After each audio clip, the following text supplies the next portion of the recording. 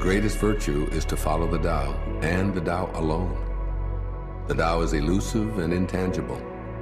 Although formless and intangible, it gives rise to form. Although vague and elusive, it gives rise to shapes. Although dark and obscure, it is the spirit, the essence, the life breath of all things. Throughout the ages, its name has been preserved in order to recall the beginning of all things. How do I know the ways of all things at the beginning? I look inside myself and see what is within me. The flexible are preserved unbroken. The bent become straight. The empty are filled. The exhausted becomes renewed. The poor are enriched. The rich are confounded. Therefore the sage embraces the one. Because he doesn't display himself, people can see his light. Because he has nothing to prove, people can trust his word.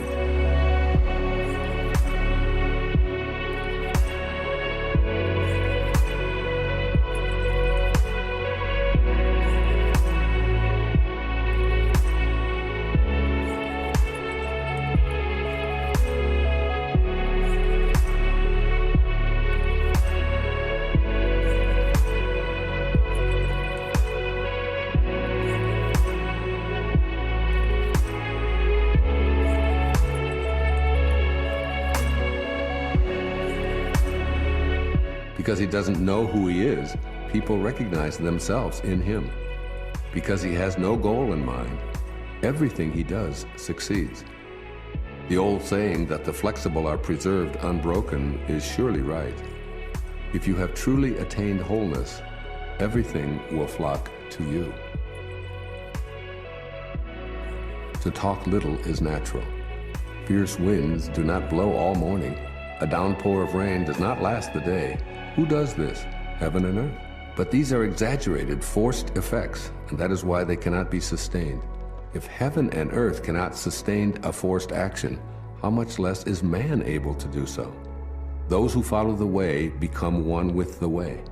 Those who follow goodness become one with goodness. Those who stray from the way and goodness become one with failure. If you conform to the way, its power flows through you. Your actions become those of nature, your ways, those of heaven.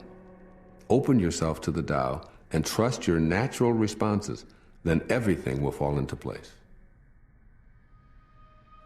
If you stand on tiptoe, you cannot stand firmly. If you take long steps, you cannot walk far. Showing off does not reveal enlightenment. Boasting will not produce accomplishment. He who is self-righteous is not respected. He who brags will not endure. All these ways of acting are odious, distasteful. They are superfluous excesses.